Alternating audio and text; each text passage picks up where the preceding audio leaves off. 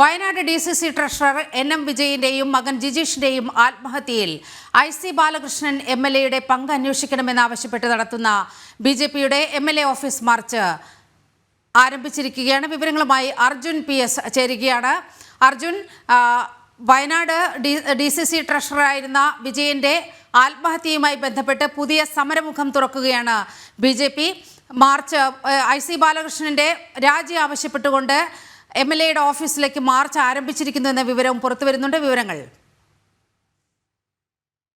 ഇത്തരത്തിൽ സംസ്ഥാന അധ്യക്ഷൻ ഒരു പത്രക്കുറിപ്പ് ഇറക്കിയത് ശക്തമായി തന്നെ ഈ ഒരു പ്രവൃത്തി എതിർക്കുന്നു. മാത്രമല്ല IC ബാലകൃഷ്ണൻ MLA രാജിവെക്കേണ്ടതുണ്ടെന്ന് അടക്കമുള്ള ഒരു പത്രക്കുറിപ്പാണ് അദ്ദേഹം ഇറക്കിയത്. തുടർന്നാണ് ജില്ലാ പ്രസിഡന്റിന്റെ നേതൃത്വത്തിൽ പ്രശാന്ത് മലവേലിന്റെ നേതൃത്വത്തിൽ ഇപ്പോൾ MLA IC ബാലകൃഷ്ണന്റെ ഓഫീസിന് മുൻപിൽ ഇപ്പോൾ ഒരു പ്രതിഷേധ മാർച്ച് നടത്തിക്കൊണ്ടിരിക്കുന്നത്. അവിടെ ഇപ്പോൾ അദ്ദേഹം സംസാരിക്കുകയാണ്. നിരവധി പേരാണ് ഈ സമരത്തിൽ പങ്കെടുക്കുന്നത്. എന്നാൽ MLA ഓഫീസിന്റെ അരികെ തന്നെ പോലീസ് ഈ ബാരിക്കേഡ് ഉപയോഗിച്ച് പ്രവർത്തകരെ തടഞ്ഞിട്ടുണ്ട്. നമ്മൾ നേരത്തെ സൂചിപ്പിച്ചതുപോലെ തന്നെ വലിയൊരു പ്രതിഷേധമാണ് വയനാട്ടിൽ ഒന്നാകെ അലയടിക്കുന്നത്. അതായത് കഴിഞ്ഞ ദിവസങ്ങളിലടക്കം നിരവധി തെളിവുകൾ വീണ്ടും പുറത്തു വരുന്ന ഒരു സാഹചര്യം ഉണ്ടായിരുന്നു. അതായത് കരാർ രേഖ അടക്കം പുറത്തു വന്നു.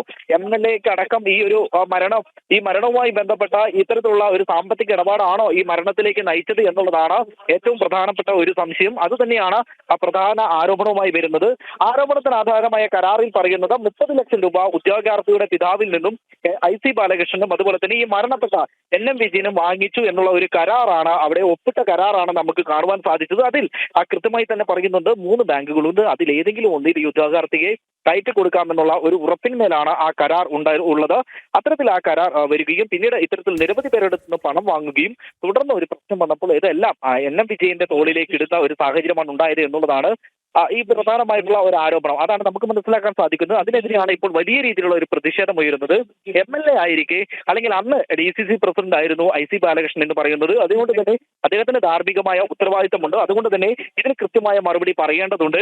ആ ഒരു സാഹചര്യത്തിലാണ് ഇപ്പോൾ ഈ ഇങ്ങനെ ഒരു BJP വലിയ രീതിയിലുള്ള ഒരു പ്രതിഷേധത്തിന് കളമൊരുക്കുന്നത്. കഴിഞ്ഞ ദിവസവും ഇത്തരത്തിലുള്ള പ്രതിഷേധ പ്രകടനങ്ങൾ നടന്നിരുന്നു. മറ്റു പാർട്ടികളിൽ നിന്നുമുള്ള പ്രതിഷേധ പ്രകടനം നടന്നിരുന്നു. തുടർന്ന് വരും ദിവസങ്ങളിലും വലിയ പ്രതിഷേധം ഉയർത്തുവാൻ തന്നെയാണ് BJPയുടെ തീരുമാനം. മാത്രമല്ല ഇന്ന് മറ്റൊരു കാര്യം പുറത്തു വന്നിട്ടുണ്ട്. പോലീസ് ഈ ബാങ്കുകൾക്ക് നോട്ടീസ് നൽകിയിട്ടുണ്ട് എന്നുള്ളതാണ് നമുക്ക് ഇപ്പോൾ വരുന്ന വാർത്ത. അതായത് ശരി അർജുൻ, വയനാട് DCC ട്രഷററുടെ മരണത്തിൽ പുതിയ സമരമുഖം തുറക്കുകയാണ് BJP.